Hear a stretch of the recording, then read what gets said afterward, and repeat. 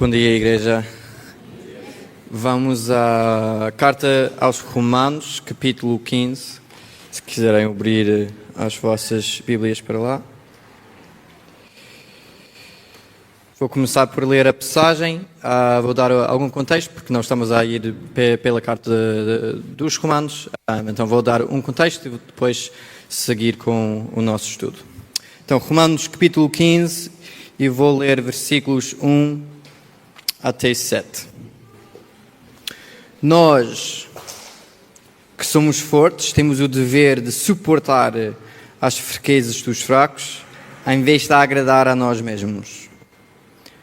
Portanto, cada um de nós deve agradar o próximo, visando o que é bom para a edificação dele. Porque também Cristo não agradou a si mesmo, mas como está escrito, as ofensas do que te ofendiam caíram sobre mim. Porque tudo o que foi escrito no passado foi escrito para a nossa instrução, para que tenhamos esperança por meio da perseverança e do ânimo que provém das Escrituras. Que o Deus da perseverança e do ânimo vos dê o mesmo modo de pensar entre vós, segundo o Cristo Jesus. Para que, unânimes e a uma só voz, glorifiqueis o Deus e Pai de nosso Senhor Jesus Cristo. Portanto, acolhei-vos uns aos outros, como também Cristo nos acolheu para a glória de Deus. Esta é a nossa passagem para hoje. Então vamos ver o coração de Deus para as nossas relações, em relação à nossa união. A nossa união de mente, o mesmo modo de pensar e de coração. Para quê? Para a sua glória, para a glória de Deus. Portanto, eu disse aos Romanos, capítulo 15, não está lá. E isto é a situação à qual Paulo está a responder. É que pela primeira vez na história dos Romanos, os judeus e gentios estavam a tentar entender-se, só que tinham opiniões diferentes sobre certas coisas, mas coisas importantes. O que era permitido comer e beber, isso e aquilo, mas a coisa que... a questão era se isso fosse respeitoso para com Deus ou não. Então, não eram coisas leves, né? Estamos a falar de respeitar a Deus e tinham opiniões diferentes. Então, Paulo está a responder a esta situação. E no versículo 6, e vamos chegar lá, mas no versículo 6, fala de termos uma só mente, uma só voz, unânimes. Mas está a responder a uma situação com tanta fracção dentro da igreja. Então vamos estudar o que é fazer, e está no papel que tem, o que, o exemplo, o como, o propósito. Tudo de procurar união, e depois vamos acabar com um resumo, que é versículo 7. Versículo 7 serve como resumo da nossa passagem de hoje. Então estava a pensar e eu disse, olha, vamos decorar um versículo como uma igreja. Então vamos fazer o seguinte. Este lado aqui é acolhei-vos uns aos outros. Digam lá. Novamente. Mais uma vez. Agora este lado é como também Cristo nos acolheu. Força. E ora todos para a glória de Deus. Ok.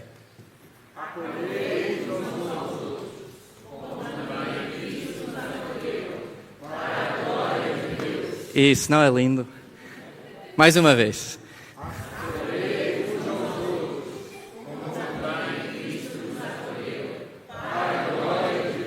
Lindíssimo, lindíssimo, ótimo. Ok, então já sabem a pregação, é isso, basicamente. Acolhei-vos os outros como também Cristo nos acolheu. Porquê? Isso. Ok, versículos 1 e 2. A passagem começa logo com os passos de ação. Ficamos logo com a pergunta, para termos união, devemos fazer o quê? O quê? Versículos 1 e 2. Nós que somos fortes, temos o dever de suportar as fraquezas dos fracos, em vez de agradar a nós mesmos. Portanto, cada um de nós deve agradar o próximo, visando o que é bom para a edificação dele. Para termos união um com o outro, dá prioridade ao teu próximo, aos outros, em vez de a ti próprio. É um conceito simples, muito mais difícil a aplicar.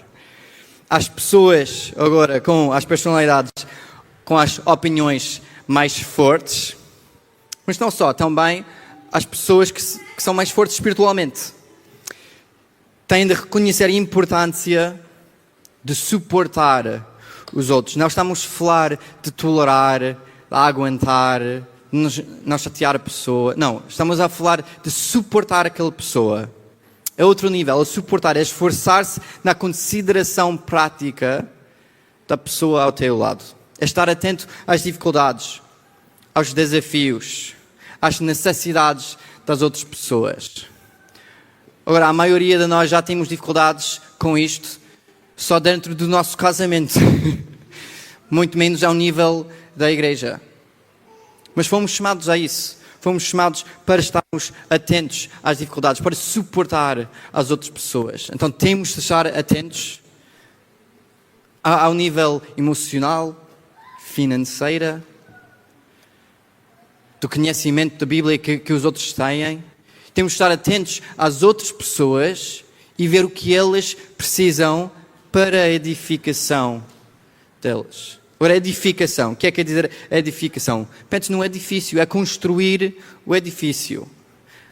Então é ver a pessoa ao teu lado e pensar como é que posso suportar esta pessoa, como é que posso fazer parte da edificação, da construção do edifício da vida daquela pessoa ao meu lado.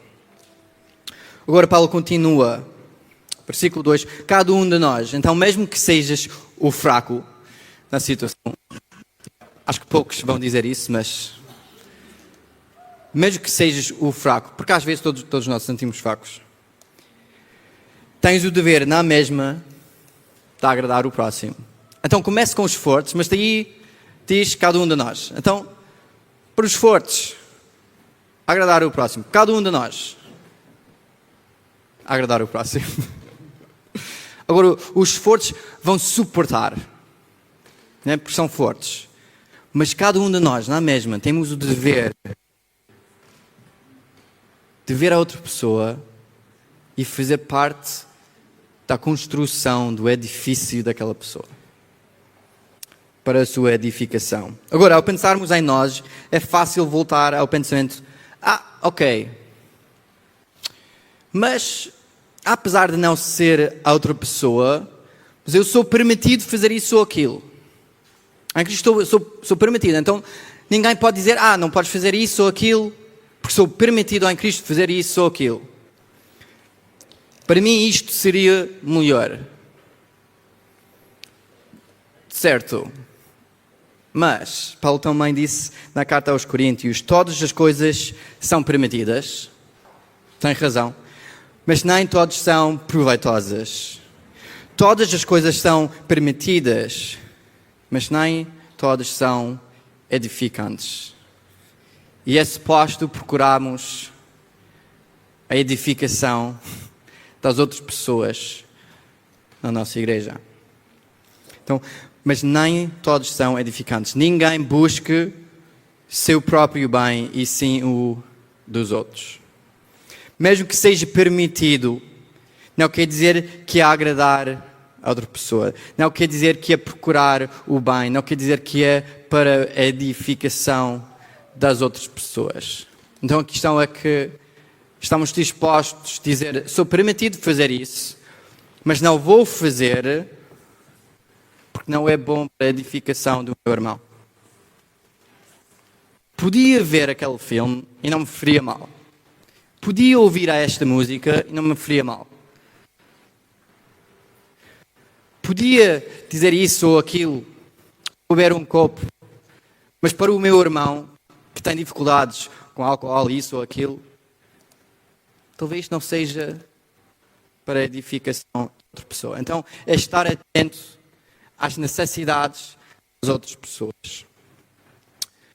O egoísmo, isto é egoísmo, né? Estamos a falar do egoísmo. O egoísmo é um obstáculo ao trabalho cristão e destrói a união entre irmãos. Então, estamos à procura de união, porque na união, ao acolher uns aos outros, na união, vamos dar glória a Deus.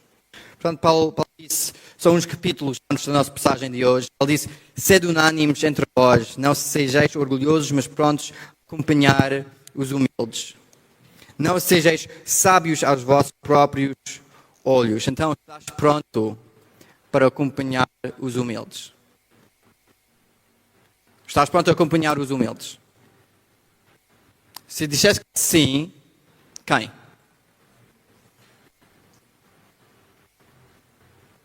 Quem é? Agora, depois do culto, vai e ver como é que podes suportar aquela pessoa. Devemos agradar, em vez do egoísmo, em vez de nós próprios, o nosso próximo. Agora tem de ser contexto, né? Não é só tentar agradar a todas as pessoas. Porquê? Tem de ser com juízo, não é qualquer coisa que o próximo acha agradável. O que é agradável para ele ou ela realmente? A sua edificação.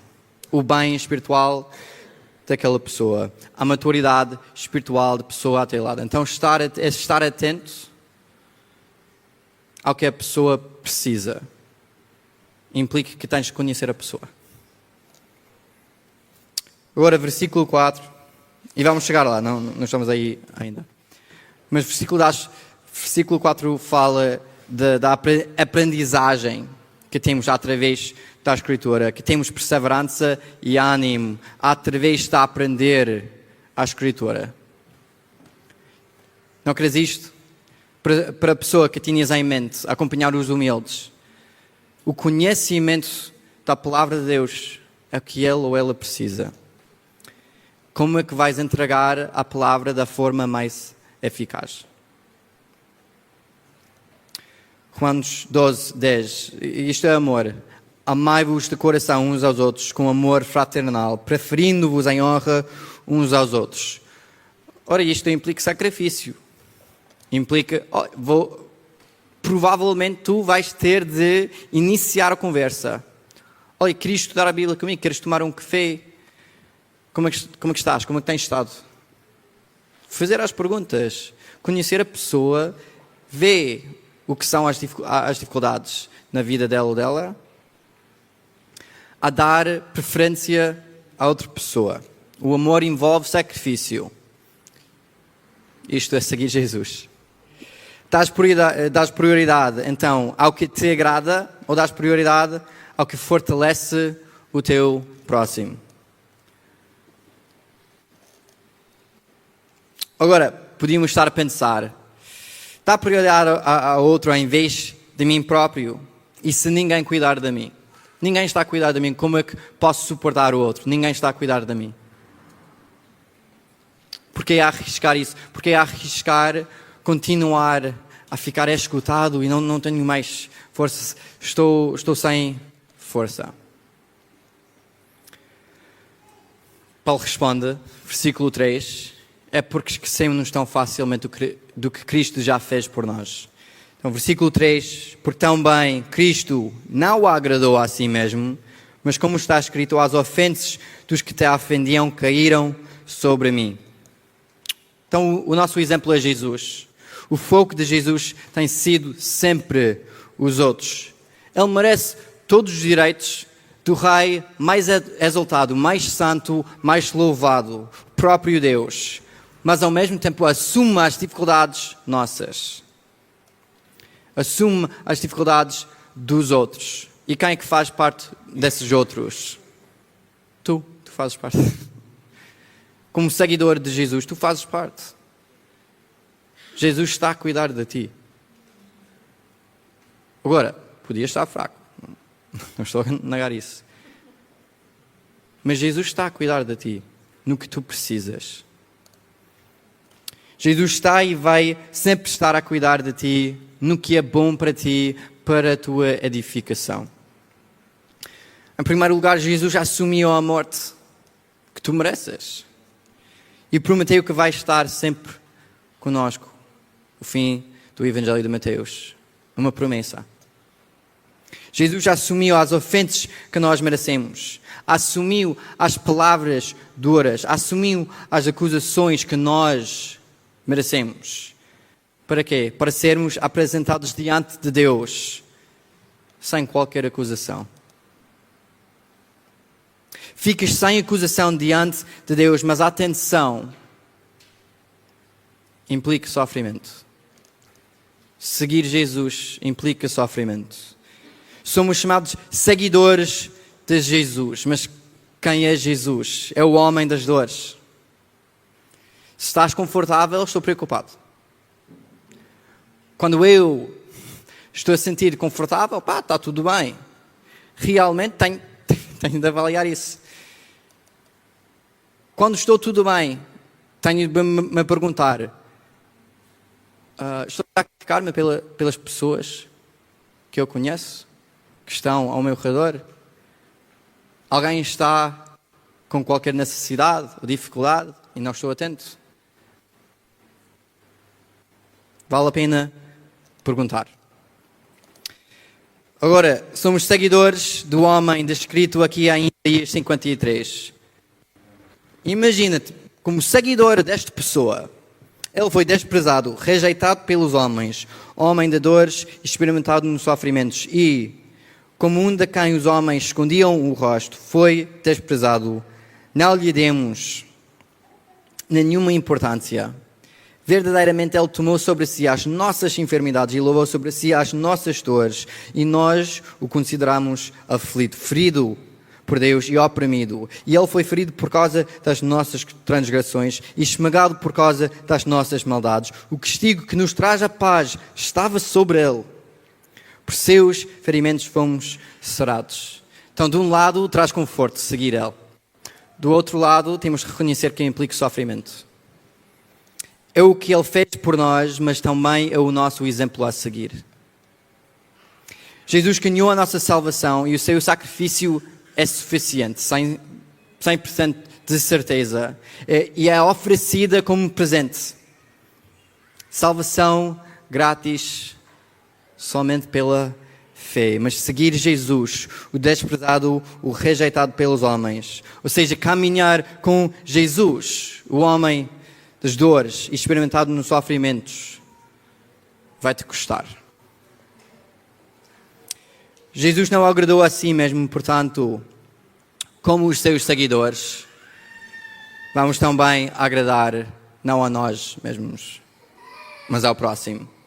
Em vez de nos agradarmos a nós próprios, a fim de que os outros tenham perseverança e ânimo, porque Deus é o Deus perseverança e do ânimo.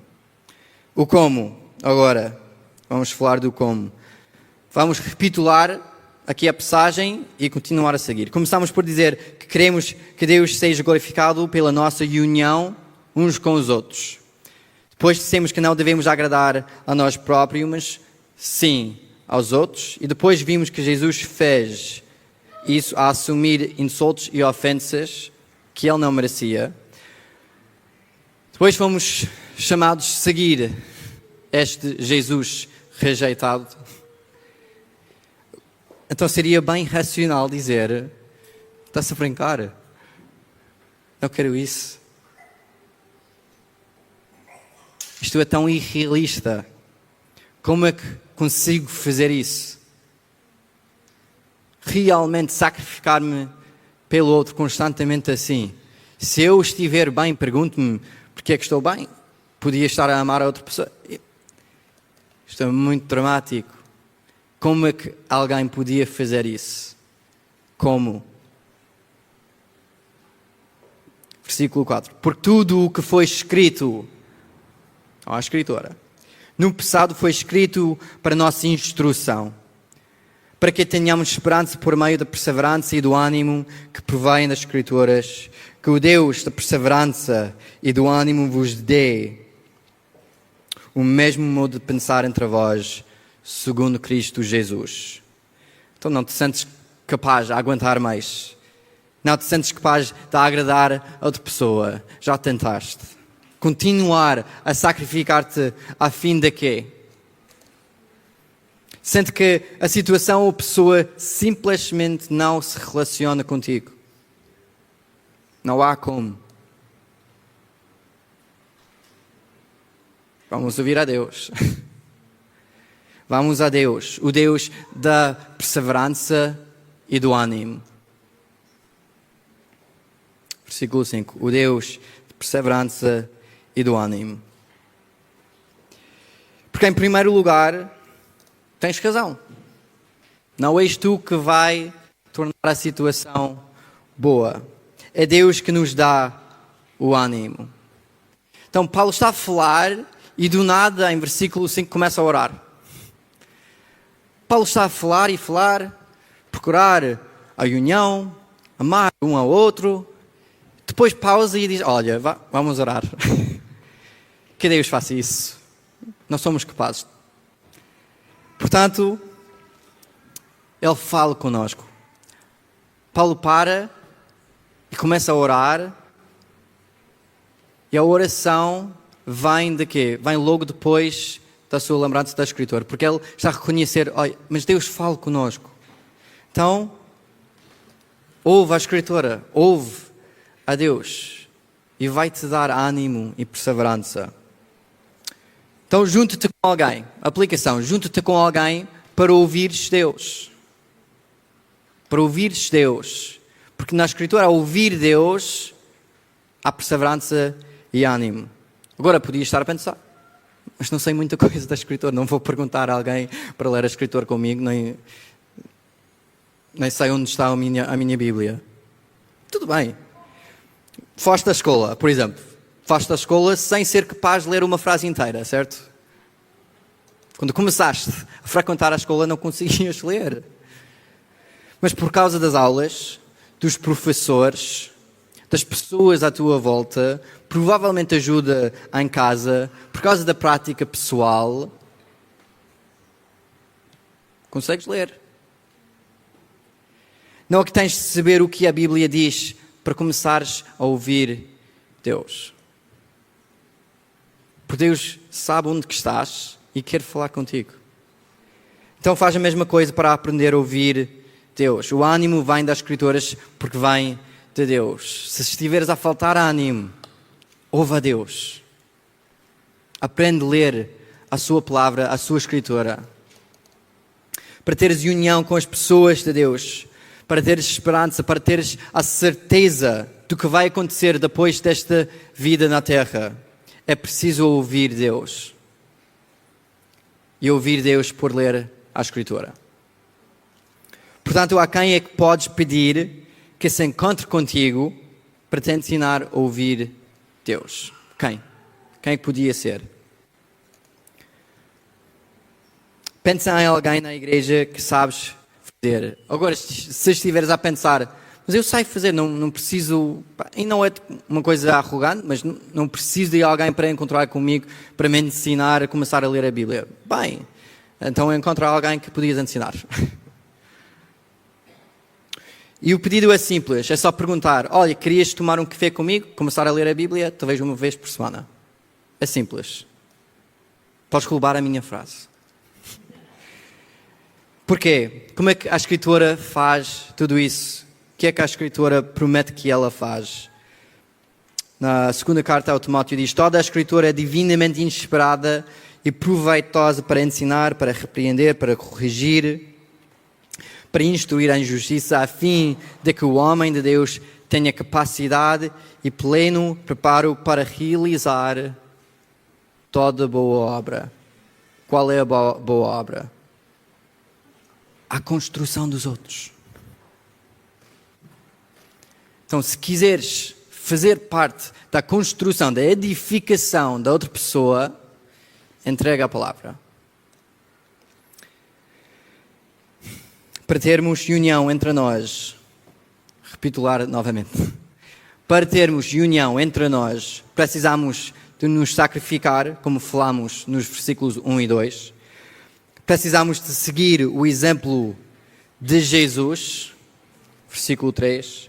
É preciso ouvir Deus para termos a perseverança e a coragem de nos sacrificarmos pelo próximo, porque não vamos aguentar em nós próprios, como falamos no versículo 4. Depois vemos no versículo 5 que não somos capazes e, acima de tudo, somos dependentes de Deus. Dependentes de Deus. Então eu disse, como é que vamos aplicar este versículo? Não sei, vamos orar então. É o que Paulo fez. Estava aqui a aplicar o conceito, depois fez uma pausa e começou a orar no versículo 5. Então eu disse, então fazemos o mesmo. Vamos orar. Pai, chamaste-nos para sermos transformados pela renovação das nossas mentes. Nós oramos para que isso seja verdade entre nós, para que ao ouvirmos juntos a Tua Palavra, sejamos transformados, para que tenhamos a mesma maneira de pensar. Porque nos arrependemos continuamente do nosso egoísmo para te seguir, segundo o Teu exemplo. Oramos em Teu nome. Agora, tudo isto para quê? Qual é o propósito? Para a glória de Deus.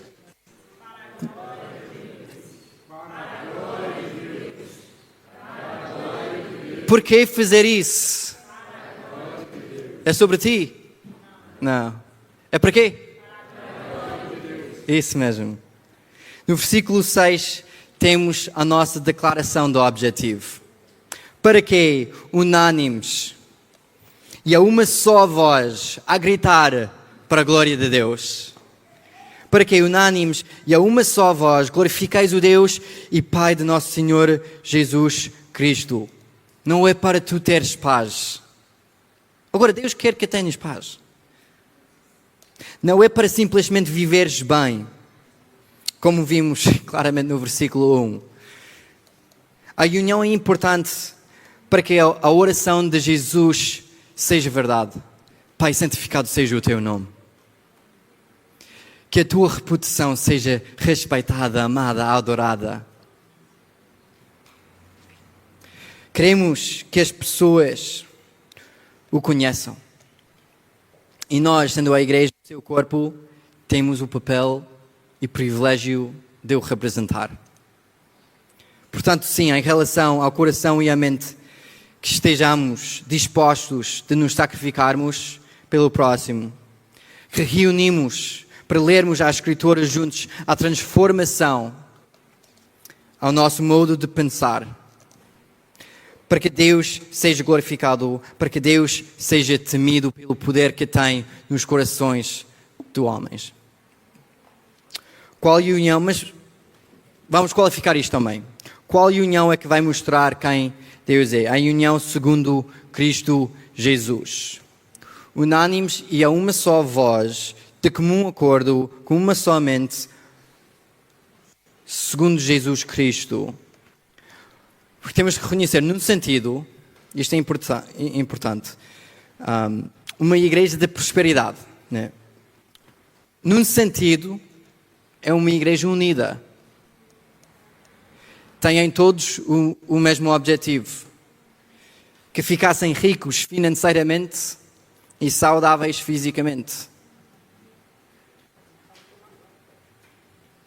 É união.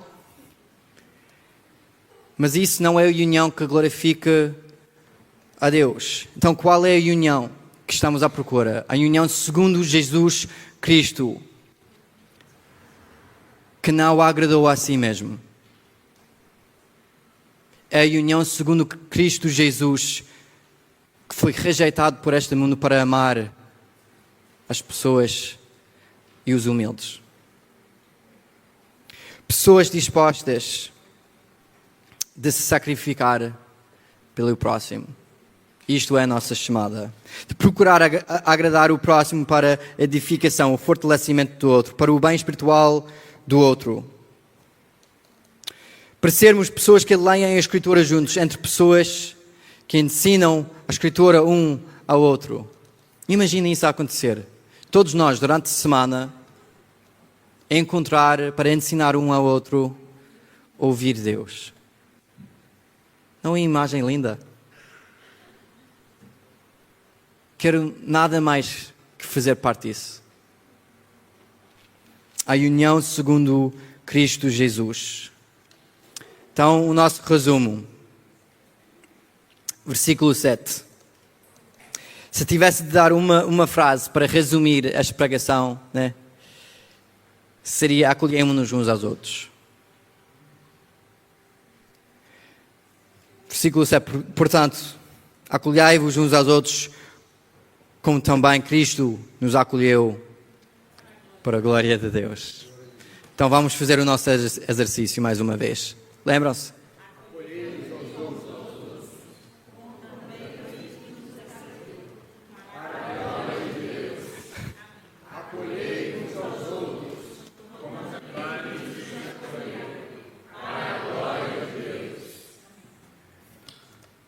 A uma só voz.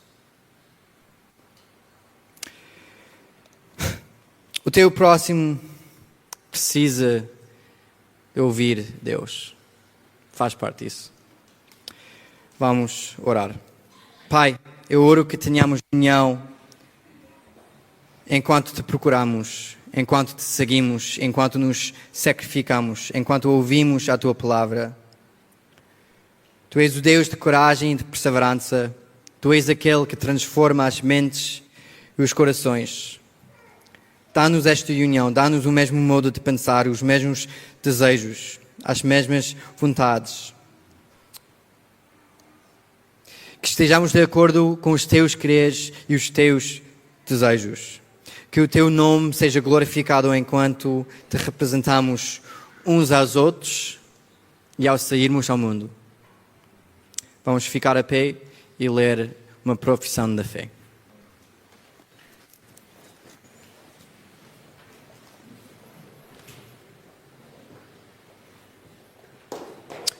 Cristo Jesus, a nossa paz. Ele não somente trouxe paz com Deus, como também paz entre povos antes alienados. Seu propósito era criar em si, fazendo a paz, um só corpo com Deus, por intermédio da cruz, destruindo por ela a inimizade. A Igreja serve de sinal do futuro novo mundo de Deus, quando seus membros vivem em serviço uns pelos outros e pelo próximo, em vez de viverem focados em si mesmo. A Igreja é a habitação corporativa do Espírito de Deus e a testemunha contínua de Deus no mundo. Oramos no nome de Jesus Cristo. Amém.